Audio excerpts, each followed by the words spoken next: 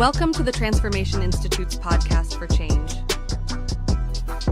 Here is our host, OMARI Jahi Aton. Hey, welcome back to the Transformation Institute podcast for change, y'all. I'm your host, OMARI Jahi, and it's Thursday night, y'all, and we are back again here, and we are in the heart of Black History Month. You know, we spend a whole lot of time looking back at the chains that our ancestors broke physically. However, today we want to have a discussion on the invisible mental chains we are still wearing. Today we are talking about breaking family curses and deciding right now that the trauma stops with us. So let me do this by starting off by introducing my co-host. Please put your hands together for my girl Vanessa, my man Will. He back on the saddle again. Welcome back, Will. We got V in the building, Londa, cousin Brenda, and me too, Kim. Oh man, we got a full house tonight, man. All we missing is Darlene. But hey, Londa just went away.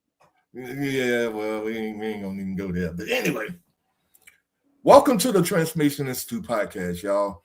Thank you all for being on. Also, be mindful that we do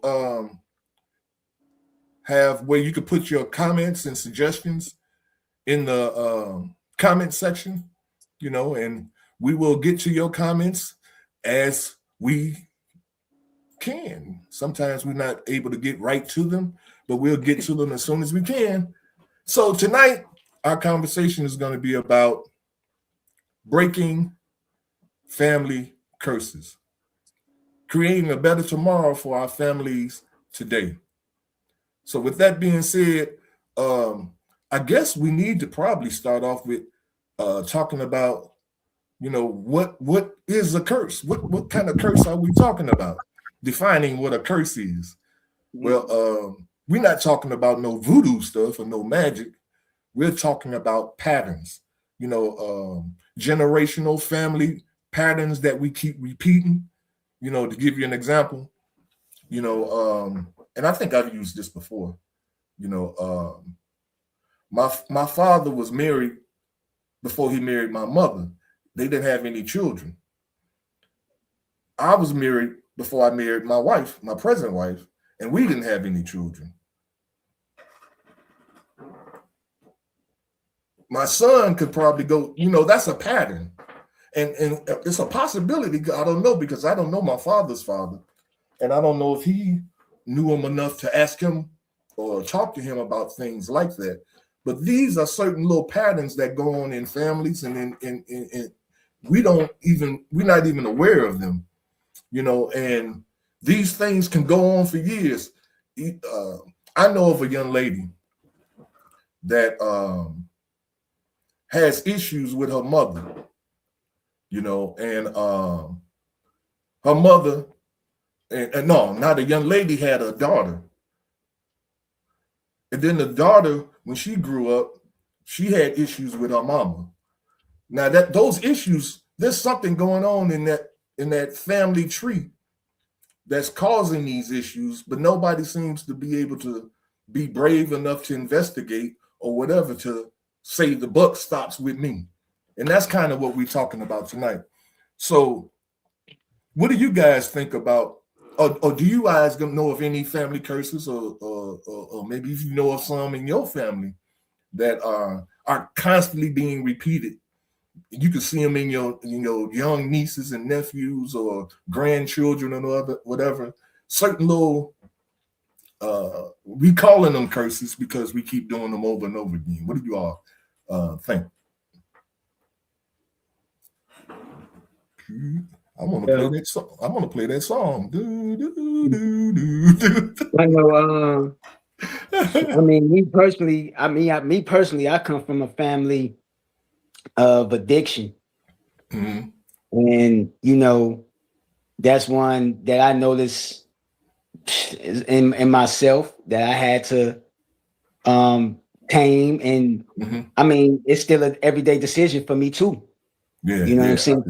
I'm still, it's still it's like a lifelong journey, Mm-hmm. and that you got to make the right choice every day. But I noticed that in like a lot of my families, whether it's drugs, alcohol, gambling, Mm-hmm. sex, these are things I noticed that come from, within my, my family and the way I was brought up Mm-hmm. and things I've seen and stuff like that. So it runs But deep. you identified it and you decided to kind of stop it with you. Whereas other Yeah, people in your family probably was just wasn't even recognizing it was a cycle, you know. right. It just been passed on to them. And then it's just kind Mm-hmm. of like, you don't have the will to like want to stop or break it because it's just like such a habit, and it becomes Mm-hmm. such a habit that it just becomes a way of life. And it's taking you down, but then it's just like you don't know how to come back up from it because you feel like it's something you need. Mm-hmm. You know what I mean? Yeah, So yeah. yeah. I mean, I know exactly because I know my father, he was he drank a lot, you know, and my thing was drugs. I can alcohol ain't I don't even like alcohol, to be honest with you. I don't drink really. I drink a beer here and there. But as far as alcohol, I don't even touch that, you know, probably because of my father. And I recognize that cycle, but I still see even in my son, you know, he's not a drug addict or an alcoholic or anything, but the potential is there because if I don't make him aware of his grandfather and his father and the habits that we had or the bad habits that we had, and when things get rough in life, you know, usually some addiction, you begin to develop some addiction and you either start overeating, you drink too much, you smoke too much, you start doing stuff to numb the pain. And so with my son, I want to make sure that I didn't get a chance to break it because I didn't recognize it until I was in it. You know, I was smoking crack and crap, you know, and it got to the point where when I started stealing money out of the household to get high, then I know it was too bad. It had gone too far, you know. Mhm. And so I just thank God that He took that from me. And now I'm looking out for my son, and I want to make sure that if I see him going down that path, I want him to know the history, you know, of this cycle that we have, so that he don't have to repeat it. And I Mhm. think that makes our family line stronger as generations, one generation go to the next, it gets stronger instead of getting weaker because every generation has to keep repeating the same mistakes of the generation before them because nobody from the generation before them told them about the mistakes that they were making and things like that. Mhm. So, anybody else got any comments, suggestions? Here we got a wait a minute, real quick. Beloved Lion saying, "Off, awesome, brother Tab, breezing through." Oh, he was just saying hi. Okay, go ahead. Who's that? Londa? That wasn't Londa Kim? That was you? It was That was someone. me. That was me. I was just thinking, I'm like, you only said your father, Mhm. you and your son, so you didn't know your father's father. No, I Um, didn't. Never met him. Nope. right. So but did you grow up thinking that your father was an alcoholic or that your father drank? No, I knew he was alcoholic. I seen him crawl up the stairs multiple times. Okay. Okay. late at night. I mean crawling up. Knees, knees and hands crawling up the stairs, you know, and my mother cussing him Okay. out, you know. So Okay. I've seen it, yeah, I know. And Okay. I don't again, you know, and it's not just that, because there are other things that Okay. depict there are people, um, there are families that don't believe in banks, you know, and they keep their money under the mattress. Mm, You know what I'm saying? But and that comes from a lack of trust. Back in the day, that's how people black folks kept their money in a shoebox or, like I say, under the mattress or whatever. But I'm not saying that I have 100% trust in the banking system today, but it's a lot better than it was back in the day. Whereas if I put my money in the bank, I haven't had no challenge with not being able to go to the bank and get my money if I wanted it. Whereas back in the day, they had some kind of issues. Maybe I don't know because I didn't live back then. But that was something that people could carry over generational. Don't put, they tell their children, don't put your money in the bank. Is that a curse though, or is that just like, is that a curse, like a family curse? It is if you're not benefiting. See, it's like this. If I keep my money under the mattress and I don't even think about investing in, like today we have the option or the opportunities to take our money, invest it in some property, fix the property up, rent it out, or flip it and sell it and make money. Now, if I kept my money under the mattress, then my money ain't helping me. So I would maybe curse is a strong word, but if it's not benefiting us, the things that we're holding on to, these patterns that we are taught from our fathers and grandparents and things of that nature, if we're holding on to those things and they're not benefiting us, I believe that's probably why it's called a curse. But what are your thoughts? I just object to the banking situation just because, I just don't agree with that one. Especially when you have information or knowledge, like with banks, like those are not your friends and you don't benefit anything with your money being put into a bank. So what do you actually benefit from the money that you have, or what you think is a money that's actually a note, a reserve note, sitting in the bank versus under your mattress? Like there's really no benefit from it. And if nobody, and I mean absolutely nobody that I know of personally, actually reads the documents that they sign with the bank or know that they have a signature on file and what the bank does with all of those things behind closed doors. So it's probably safer for you to actually have at home because you're really not benefiting anything from it. But again, that part goes with financial literacy. I don't think it has nothing to do with a curse. I think that's part of financial literacy and the things that are being withheld from us personally. Well, okay, I can agree with that. I guess if your mom or your grandmother did it, and then your mom did it, and then you did it, and you all never invested anything, you had an attitude about it, and it, your monies weren't growing, or I don't know, maybe you could call it a curse then, because in these years now, like 2026, if somebody is still, say they 30 years old and saying, I'm just putting my money under under my sheet, or whatever, that may seem like a curse. But I do know of a few people who, I don't know if their parents or grandparents didn't put monies in banks, but I know of a few people in this day and age who feel safer keeping their money at home. I mean, things have changed, but some people feel that things haven't changed necessarily for the better for us with the banks, because the bank savings accounts, they are ridiculously low. I mean, well, at least mine is. What they say, 1.something%. I mean, that's kind of crazy to me. I guess maybe it may be something, but there are people today that I mean, and I was kind of surprised that they don't put their money there. But I mean, it's a thought. It kind of makes you think about it. Putting your money in a safe. For the average person, like the average person, not the wealthy, I'm gonna say the middle class people.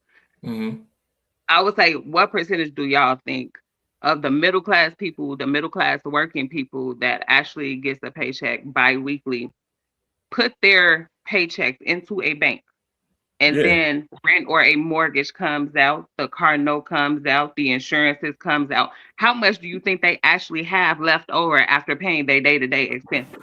Like Not it's really much. not nothing left there. And whatever is left over, I'm sure they can actually keep at home for a rainy day, because my personal opinion is that if that bank was to shut down, if they were to go out of business, if their system was to fail, you have no idea how to recover your funds, but they have these IC insured just for me. So I don't think the mass majority are going to lose any benefits there. But contrarily to that, I'm 100% that for the family curse, I would say the financial literacy part is the part where they failed us. I agree. Like I say, yeah, I definitely agree. Yolanda, she says, what's this? They use your money to fund loans and make money off of it. This is true. I know they do that. You know, Right. they use your money for loans, and they making money off of your money. You know, and so I know that's happening. But like you said, that was a bad example. But what about this one? Check this one out. I got one that says the look rich versus be wealthy trap. The what? The look rich versus being wealthy. So this is it's talking about prioritizing depreciating assets, or like we prioritize stuff that depreciates: cars, clothes, shoes. Um, these things signal status, rather than appreciating assets like land, life insurance, retirement funds that build security. Mm. You see, we because we can only operate off of what we are being taught, and so if in our households we're teaching our young people, and most of the time it's being taught by example. I see parents buying little babies Jordans. They can't even Okay. walk. You see what I'm saying? And then that baby grows up to be an adult and have children, and that concept of status, wanting to be in the status quo of my children wear the designer clothes and this, that, and another, and so this is something like it's passed on generationally, and it hurts our family in a sense, because that money we spend on Jordans, on Mercedes, instead of some hoopty or whatever, as long as you can get back and forth to work, that money we're spending, it depreciates us as a family in some way or another, because we can't really get the things we need because we constantly getting things that we want. Does that make sense? Yeah, and I mean, I've never thought of that. Well, I guess that could be called a curse, but what is the name that you gave that? What did you say? The what? The Oh, yeah, it's called the looking rich. How we look the rich. looking We look rich because we have all the designer clothes. We got the designer shoes, the designer glasses, the sports cars, all of the stuff, the jewelry, all of that stuff. We look rich versus being wealthy. Okay, and I agree with that. That's kind of a curse for a lot of people that's doing that. Because yeah, I when I see some things that young kids have, like how the proms have changed, and I'm not Yes. diminishing that, Yes. the thing, but in reality, um, for those who cannot afford it, to have proms where their car that they rent is so expensive, that they even rent another house or Yeah. place to have the prom at. And when the kid was in school, the kid had everything. They come out all of that. I don't want to seem like a hater, because I'm not. I've gone to the prom send-offs where the people were, dressed to the nines, the shoes, and then when the kids display the money, that thing, I think that has kind of messed us up. And it also does something to the kids who are in the class with you, whose family Mhm. cannot do that. You know what I'm Mhm. saying? It makes them, they got to be having arguments with their mom and dad about, so and so Right. them, they going in what's the new Bugatti? Am I saying that right? Right. You know, Yeah. so I mean, I think that is I think that if you want to call that a curse, I do think that's a curse. I know that a lot of parents seem to be thinking that all they're doing is giving their kids what they couldn't have. Right. But at the end of the day, if your kid, some of those kids don't even go to college. Some of those kids don't go to business school. Some of those kids just have that whole big old thing all through high school, and then they do nothing. And I don't know if if that teaches the parent something, or does the kid learn anything. So that could be called the curse, according to if you're going without so that this kid can be so dapper on prom. If a family is going without, then that is a curse in our families. That is, and I think that's terrible. I think this ties in kind of with the example Tyrone gave, and then Londa said it's touching on financial literacy. So that may be the curse itself right there, us being financially illiterate and passing it down, because if our parents taught us how to manage money better, then we would in turn teach our children how to manage money better. And then that would be that financial literacy curse. You're right. Because of the time now and society wanting to keep up with the Joneses more now than ever, I think that's why we're falling into this trap. Now, one thing's for sure is a lot of these people who are doing all of this, they can't afford it. And you're looking at them, and people are looking at them rather, and thinking, oh, they doing it big. They got it going on. And we don't see that they eating pork and beans and hot dogs like for 2 months straight, because they done played off all their money just to do that one big event and look big to everyone else.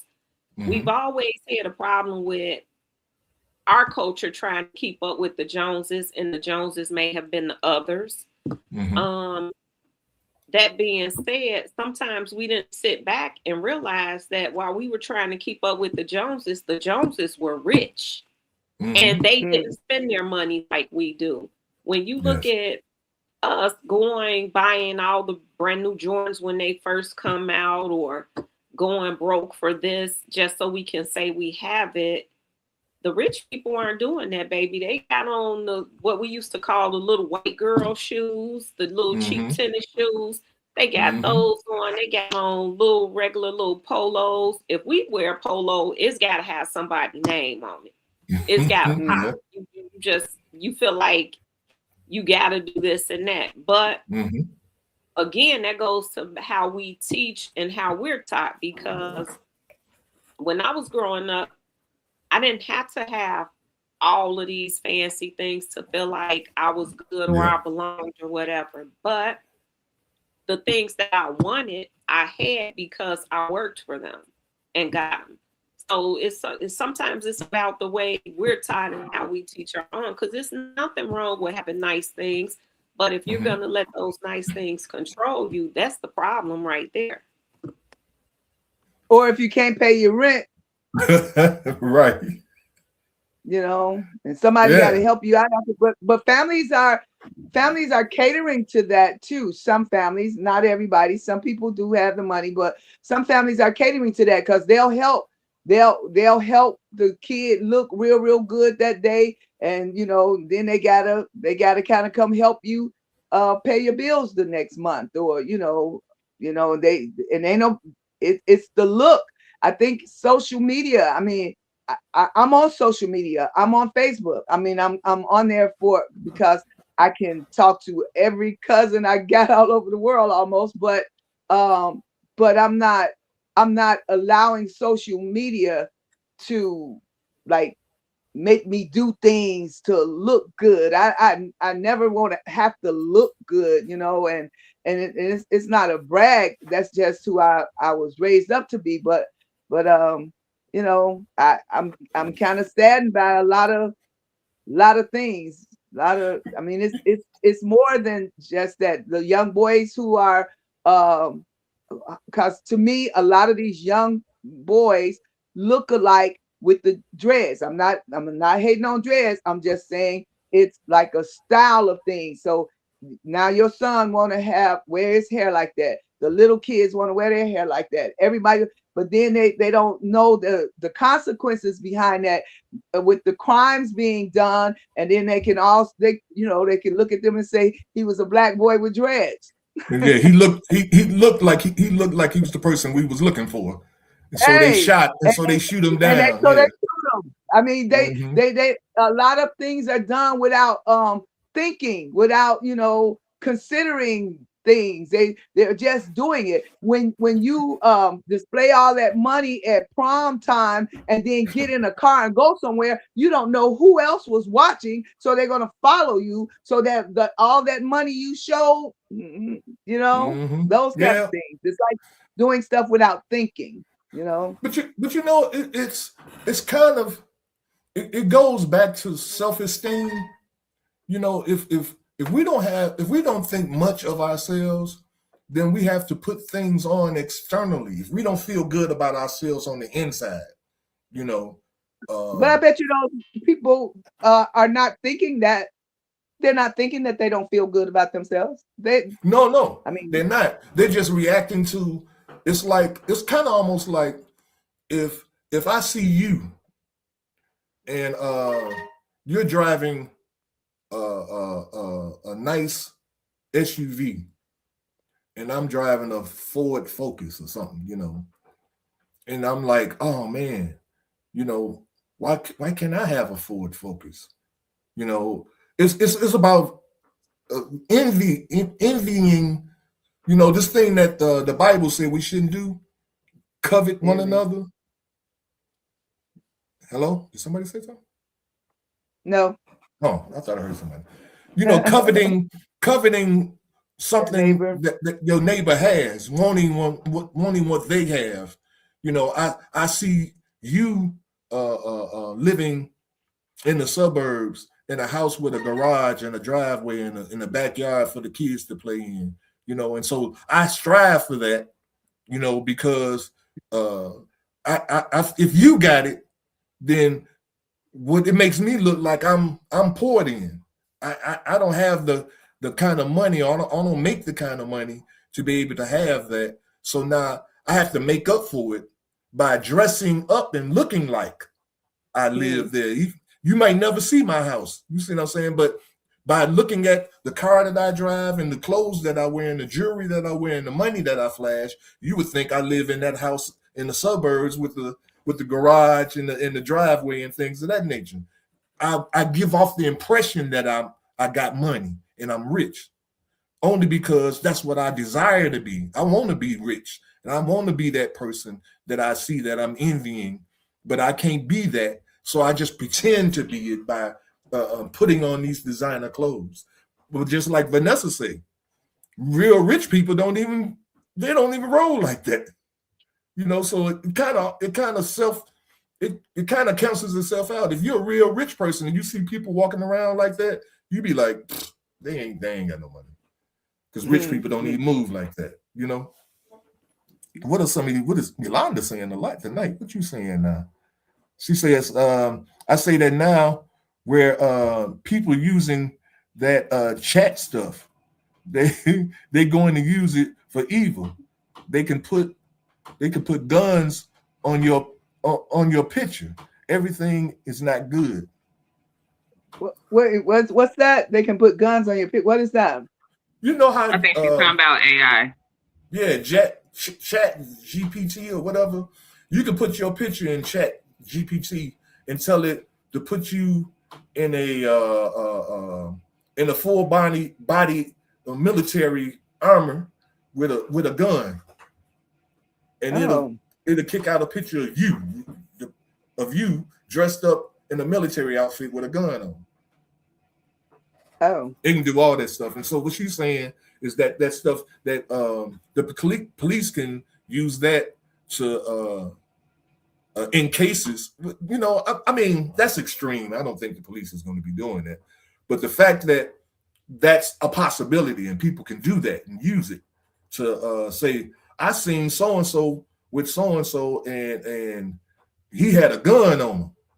You know, you didn't have no gun, you had a cell phone in your hand, but they took the cell phone out using Chat GPT and put a gun in your hand, and then put that on social media. Now everybody think that's you. You see what I'm saying? Wow. So Well, I think that's a curse too, is when we give the police or law enforcement, for lack of better words, too much, and I do mean too much credit to do harm towards us as the people, because I think we sometimes forget what their jobs and their description is. Nobody said that they had the power to actually kill. Their jobs are to serve and protect, and that's their 9 to 5, just like we clock into our 9 to 5. But the curse is that we have become so susceptible to their bad behavior and not do anything about it, that we have conditioned them to say that that's completely like okay. And so it just becomes a repetitive cycle. And it's kind of a curse because we do absolutely nothing. So I just can't fathom mentally or emotionally myself how somebody that went to an entire academy, you have been trained to deal with the mass public. You're trained for a hostile environment, and you just unalive people because you felt threatened when the other person has no weapons and you have the gun. You just use it because you don't know how to handle emotion. You felt threatened, but you're trained to deal with the public in hostile environments. So the people that you're talking to and communicating with they don't have any training on how to de-escalate a situation. That's where your training came in at. That's where you took an oath of office for. And we don't hold them accountable. And I think that is another curse for specific communities, especially ours, because nobody holds them accountable for unaliving our kids, literally. I don't think we know how to hold them accountable. You know, it's just like a mother that don't know how to love her kids because her mama never loved her or never showed her love. You know, or a father, a guy that never shows his kids any emotion because his daddy was unemotional. You know, we are what we are taught. You know, or who we are around.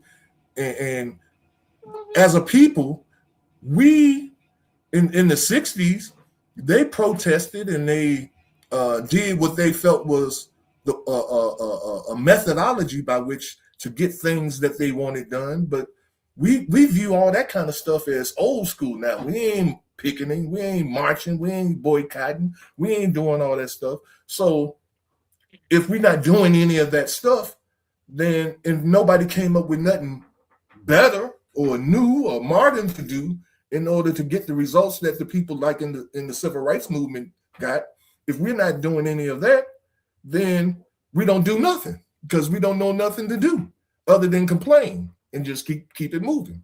And that's what we do, you know.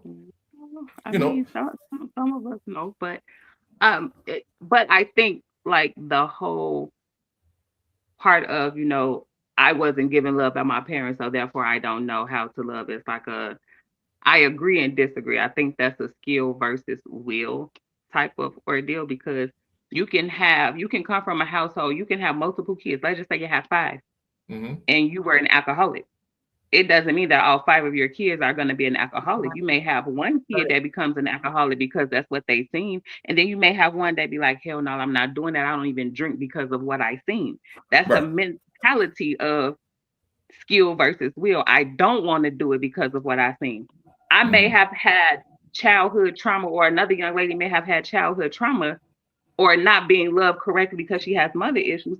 That doesn't mean she knows what not to do as a mother. So she may love her kids completely different by giving them something that she didn't receive. So I don't think that she's going to repeat the cycle by saying, because you didn't give it to me, I'm going to be effed up to my kids too. I don't think that that's how it goes. I think it's a skill versus will. And some people, I watch young men that didn't have their fathers become impeccable daddies because they show their kids the love that they wanted. So I can't totally agree with that. I think it depends on the person per se. But I think having an outlet or a safe space for, again, when we have like these topic of discussions, like Brenda said it a few, shows ago, though, like, what do we do after the show is over? What do our viewers do after the show is over? How do we help after our show is over? Then that's like pretty much when we get to it for the change. That's when the transformation happens. Right. Because the conversation that we're having is about instituting conversations that change. You know, just having this conversation tonight, somebody's going to change how they think about how they're teaching their children or what they're teaching their children. Because and if they're not teaching them anything, even, they have to understand that their children are learning just by watching them, by what they do. You know, I know of a woman that taught her children. She was a stickler, and it was a pet peeve of hers about lying. She hated for her children to lie to her, and she said, "You bet not lie to me. Don't you lie. That's the worst thing you do on the planet is to lie to me." And then she'll be on the phone talking, and somebody will come to the door, a bill collector or something. Well, bill collectors, that was back in the day, but let's say her girlfriend comes to the door, you know, and she say, "Tell her I'm not here. Tell her I'm not here." Now she's telling them to lie, but she was the main one saying that that's the worst thing that you can do. So now the children, she didn't teach, she's teaching them to lie, and she don't even understand that she's doing that. You see how these things can be done, and we ain't even aware that we are doing them because we just in our own little world, not thinking about how our children are perceiving our actions and our conversations and everything. Y'all see where I'm going with that? Interesting. Mm-hmm. That was an interesting point. So I think back when we were growing up and probably what our parents was told, in that instance right there, I know for me, my mother would always say, "Do as I say, not as I do." So we knew, okay, we're supposed to do this regardless of what you do. And for some of us, that was enough. But it was always that kid that's like, "Well, if you did that, how can you tell me?" You know, it's always going to be that. Londa, you touched on something really good, that skill versus will. And that's great. I see both sides though, because what about those few people who they grow up in chaos and all they see around them is chaos, so they don't realize that how they grew up was chaotic, and so they raise their children like that, and they still may get our age or older and not realize that what they did was chaotic, how their parents raised them was chaotic. And one of the good examples is like saying "I love you." A lot of people our age and older didn't grow up with parents that said "I love you." You knew you were loved, but for whatever reason, because our parents didn't get that from their parents, like the "I love you, let me hug you" and all of that, you knew, but it wasn't said. It wasn't one of those things that was spoken. You knew because you knew. But I do like that skill versus will, because there are many children who, like you said, grow up and see an absent father and say, "I'll never do this to my kids. I'm going to make sure I'm always in their life." Or they may have a mother who is physically or verbally abusive, and they say, "I'm never going to talk to my kids like this," and they don't. Sometimes it may help that generation and it may hurt that generation. Right now, we're dealing with something like that. Most of us who were raised getting beat or getting whoopings, you know, we may have whooped our children, but these kids nowadays don't want to touch their kids. And not this generation, the generation before them. They didn't think that they needed to discipline their children. And we're seeing how that discipline may have really been helpful to us. You know, because we got out of line, but we didn't cross the line. And now some of these kids, they have no respect and they don't think you can talk to them or you can't touch their kids. They won't touch their kids, and these kids are running over them. When we grew up, we'd be like, you need to whoop his little butt. You need to whoop her little butt. Because we knew it was going to get you in line some kind of way. But sometimes when we think we're ending generational curses, sometimes we may be starting a new one. Because this whole discipline thing is part of that problem. Yes. So we have to be, we have to really think hard about some of the things that are truly curses or just that we don't want to deal with them or not. Man, most definitely. I agree 1,000%. Hey, I got another one, y'all. Check this one out. This is called the guilt trip.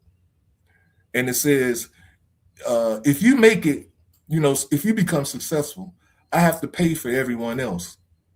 This often drains you, the person that became successful, in the family to achieve success, pulling you down or back down rather than letting them stabilize. And I think what that's saying is it's something that this concept that we pass down from generations to generation. When I was young and I was in high school, I was playing football, and I told my mom I was going to be in the NFL. And when I went to the NFL, I was going to buy her a house. You see what I'm saying? And so every little boy, grows up with that if he's close with his mother, because everybody in their relationship with their mama ain't the same. But that was just me. But these young men that have been kind of under the understanding that if I become successful, I got to take care of everybody in my family. You can see them. You can see it right now in the NFLs, the NBA, whatever. They bring their family on as staff and entertainment. They go on the road. They got all their people with them on the road. They got to put them on salary and all of that. And what this is saying is the guilt part of that, how you feel like you are obligated because you made it, that you have to pay for everybody else or you have to take care of everybody else. What do you all think? Is that a part of or a cycle of curse? A curse that we seem a mental curse that we seem to have, that if we become successful, we got to take care of everybody else in our family and make sure they okay. I think that's a curse of entitlement. A curse of entitlement? Yes. On the person that made it, or on the people that didn't? No, the person that didn't make it, they feel entitled, to attach themselves to the other person's success. But that person that becomes successful has to believe it too, because they can say, "Hell no, I ain't giving you nothing, man. I made this money. You go get yours." That's what the guilt trip. That's what the guilt come in at, right? Because you can be made to think that you can be made to think that it's your obligation to do that. Yes. So. But don't you think? Do y'all think in this day and time that the people that made it is really feeling guilty and taking care of their families? Do y'all really think that's what's happening, or are they the people that made it saying exactly what you just said? No, hell no, this is my money, and all I'm gonna take care of is my mama. And sometimes, like you said, they didn't have a good relationship with their mom. They're not taking care of her either. I mean, that's what I see. Kind of seeing what it is now. I think it's the dynamic of the family. The dynamic of the family and how you were raised. If you were raised close knit and you all that you guys got, then yeah, more than likely you guys gonna think like that. But it all depends on how the nucleus of that family is, I think. I think it's a curse because your family always tell you got to take care of your family. You got to take care of your brothers and sisters if I'm not around. So it's like it's being passed down. That responsibility is being passed down onto you. Like, yeah, if you make it, you got to take care of your family. You got to take care of your brothers and sisters. So yeah, it's put on you, and it's like you got to carry that burden now. And then, but you pass that mindset gets passed down, because after we die, our children we passed that. Remember, take care of your brothers and sisters. Kids. I tell my daughter all the time, you your brother's keeper. Watch your brother. Look out for your brother. Tell it all the time. So yeah. So when you're saying that, are you saying you're not saying that for a bad reason? I mean, you're just really saying family. I mean, that's all she got, right? I mean, you got those 2 kids. You're not trying to guilt her. You're not trying to say because you made it or you got it, just give it to him. I mean, that's not a bad thing, right? You're not. But you're not they might take it because you constantly telling somebody, look out for your siblings. Look out for the family. Right. Yeah. And I agree that's not a bad thing, but it becomes a bad thing when you're looking out for your family. You become a crutch now. They don't do nothing with their life because you're gonna take care of them. You're gonna pay all their bills. If they go to jail, you're gonna go bail them out. You the cash machine now, the ATM. There's people who don't take care of.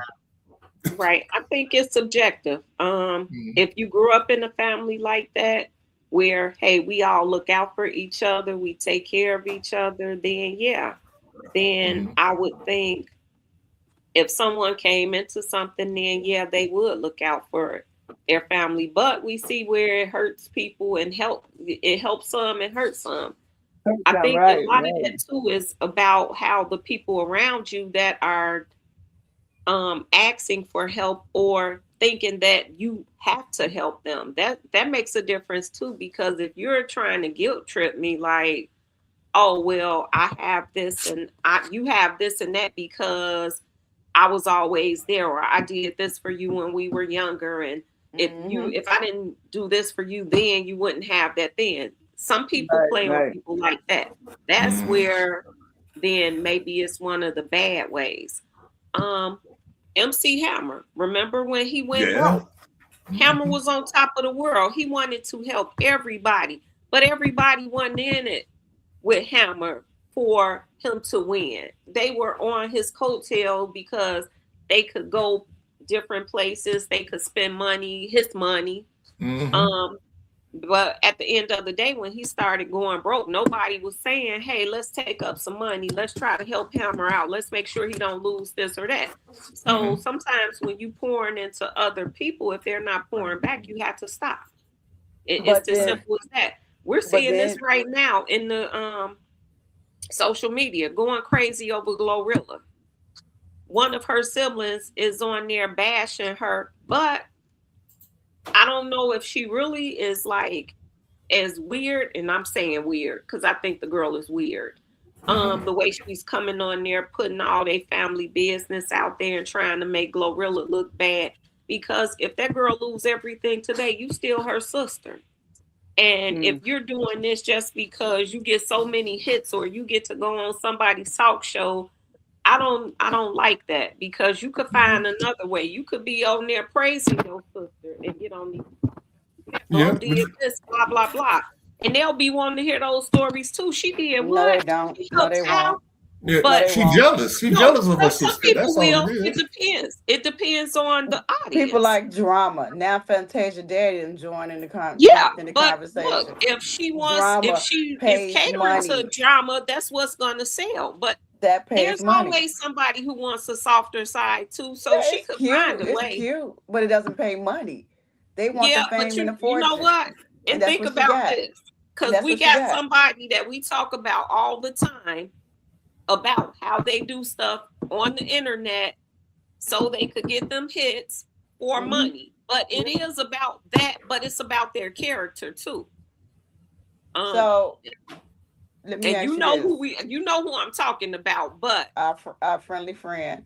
Let me say this. At the end of the day, just like he has a choice to do things a better way, she does too.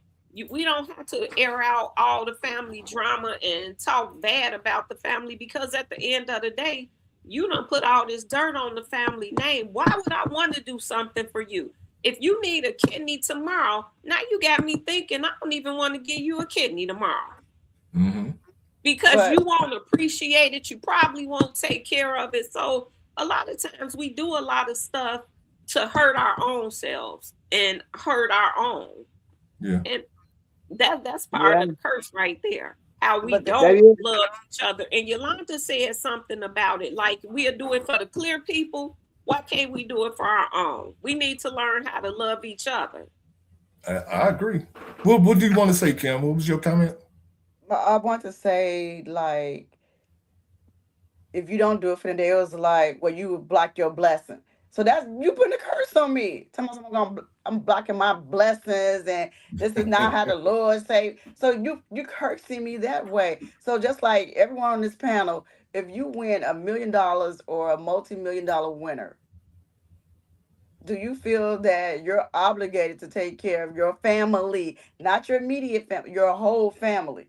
And they come to you and say, you blocking your blessing. The Lord not going to bless you. Well, girl, I thank you for that multi-million-dollar blessing that you just gave me. I appreciate it. I'm going to claim it in front of all these people. Thank you. I appreciate it. Tomorrow. Thank you. However, I got to say this. Y'all see what Sasa said? Just because you can count people don't mean you can count on people. This is true. Oh, what did you want to say, V? Hold on, V. What you want to say? Oh no, I was just saying about the mayor. I was like, shit. First of all, when even nobody knew I had $1 million, I wouldn't even tell nobody I had $1 million. None of my friends. I mean, my friend, we cool, but I wouldn't tell nobody I had $1 million like that. You know what I'm saying? I just. But you know what gives it away? What gives it away? V, you pull up in a Porsche. That's how we do. That's my mentality, though. I wouldn't be pulling up in no Porsche, not with no $1 million. $1 million. I'm pulling the house off. The house getting paid off. I'm upgrading the house, so I'm gonna pay it off, get it upgraded. So when I want to pop it off later, I could pop it off for more than I bought it for. And then I'm gonna just, I'm gonna put, I got shit aligned. I'm gonna do something smart with it. You know what I'm saying? I'm gonna make more. And then if I want to help people, I can help my people. You know what I'm saying? Bring up the people who I know want to do something, so that I pull them up, and then I know they're going to go back and pull other people up. It's not just on me. Right. Yes. Right. Because even when they see that the house looks good, all you gotta say is, "Oh, I did a little something." Nobody has to know. People remember all you the got time. some money. You got some money. Right. Yeah. So what you gonna block your blessing? You gonna block your blessing? You ain't blessing the other people. That's what you're supposed to do with the money. Bless other people. Nah, when they feel that they put the curse on overtime. That's how I got the money. I worked overtime. Right. They gonna tell you. No, you don't have to tell nobody nothing about how you got your monies. You don't. You don't. No. People feel. But we do because we like attention. We like that attention. So we tell everybody because we want them kissing our butts and begging us for this and begging us for that. We love. I ain't saying us. I'm just saying there are people in our race that have that personality. And just like Londa said, there's different levels to this thing. There are some people that, like V said, ain't gonna say nothing.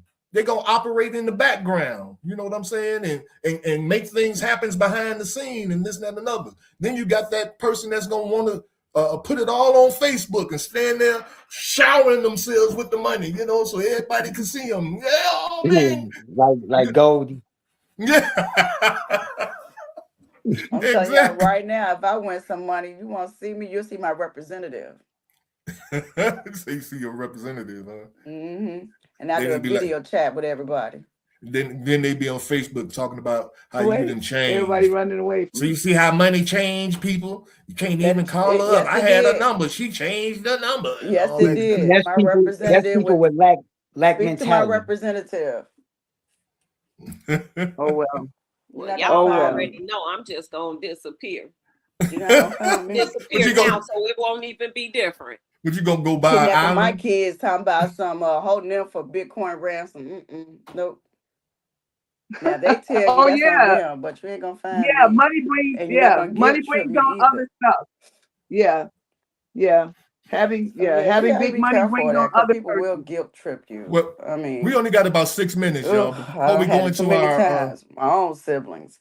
Before we go into our closing remarks, I got one more thing I want to bring up here.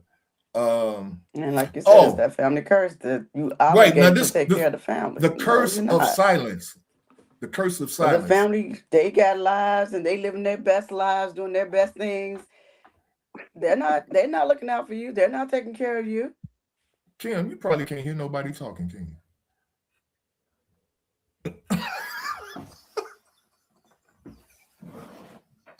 I was just saying I was gonna give us another one before we get out of here. But maybe I cut you off. I'm sorry. That's probably what happened. Oh, now she gone. I hurt her feelings. Go ahead, man. Did I hurt her feelings, man? No, she probably coming back. She might think there she something go. was wrong with the system. Oh, right. Yeah, she's back. Can you hear us? No, I can't. I couldn't hear y'all at first. Oh, I knew something was wrong. I was like, you probably can't hear us. I couldn't. I had to come back in. Okay, we good. All right, before we get out of here, the curse of silence. Now, this is dealing with about what happens in this house, stays in this house. Oh, yeah. I mean, do we pass that down? You see what I'm saying? What happens in Vegas stays in Vegas, all that crap we keep saying, to hide stuff. This is how predators hide. Because we hold this little curse, generational thing. What happens in the house stays in the house. You don't talk about the house outside the house. But if somebody in the house doing something wrong, then what? Right. Talk about it. You don't talk about it. Right. But if you talk not to, if you're taught, you bet not go outside this house saying anything about anything going on in this house. You gonna, as a child, you gonna go against that? And then when you grow up, do you teach your kids that? Well, actually, go ahead. Actually, in my house, I never heard that. My mom never said that. But there was some things you knew that you don't talk about outside the house. Like if your mom and dad had a conversation that you knew they didn't want that outside the house. But I had that kind of a mother. But that thing is hurting a whole lot of people today. That thing is from way back when. That is a long time curse. It's hurting a whole lot of people today because of molestation. It's still happening today. And me, who mentors young ladies, that is a sensitive subject to me.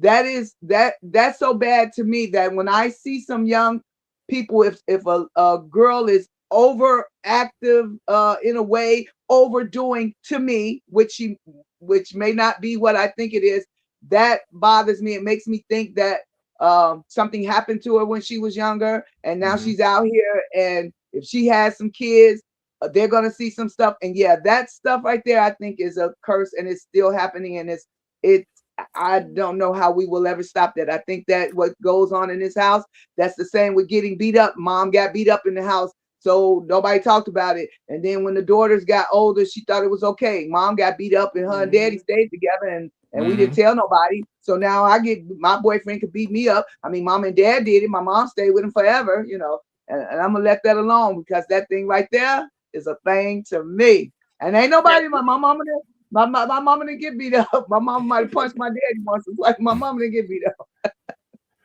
That just makes me wonder if that type of stuff came up because people were trying to hide abuse, no matter what type of abuse, be it physical, verbal, sexual. If that's where it came about, because we were trying to hide things and cover it up in our families. Yes. So I think that what goes on in this house stays in this house is a family curse. That I definitely don't do that. And the real curse back in the day, from when I could think of, that is a sensitive topic that some might not want to talk about, is because your grandma and your great aunties taught you that, because their husbands and their brothers that was downstairs living in the basement that had fondling fingers and things like that they weren't aware of, was to be kept a secret. So you knew that your brother was downstairs in the basement and shouldn't be around these kids, but it was a family secret. So what goes on in this house stays in this house, and you done traumatized all these kids, and not just once, a whole lot of them. Yes. And that's how it just kept being repetitive cycles, because you got the mama, then you got the daughter, then you got the cousin, then you got and it just kept going. Right. And the great aunties and the grandmas promised their mamas that they was going to look after and take care of their bloodline, which was their brother. So the curse just kept on happening until he died, I'm assuming. But I'm just saying. Yes. Yes. Most definitely. We tend to all agree on that one. Oh, yeah, because it's true. It really is. And you can see it. It's still happening today. You can see that. I was just thinking that. And people keep thinking that these young girls are doing things because and some of them are just doing stuff because it's popular. But you gotta watch. You just gotta watch. We just gotta watch. Watch and pray. That's what the Bible says. Watch and pray. And basically, yes. And basically, we have to, like we said in the beginning, the buck has to stop somewhere.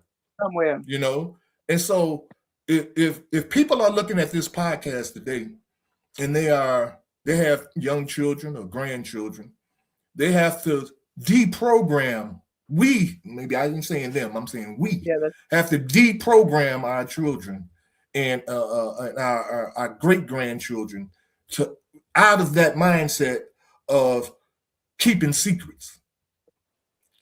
Well, maybe I shouldn't say that, because they shouldn't go out and say, my mama drink a lot, go to school. Oh yeah. My mama drink in the morning, she drink in the afternoon, and she drink in the evening. Then your mama might say, hey, what goes on in this house, stay in this house. Then you got to be able to tell the difference between your mama's business and something that's not hurting anybody else but your mama, then somebody molesting the children in the house and it's hurting other people. If your mama drink in the morning and the afternoon and the evening, is hurting the child. That's why they talk it is hurting the child. Okay. Yeah, that's why they brung it up. Tell somebody. I was thinking about a secret. Like, the kid go out.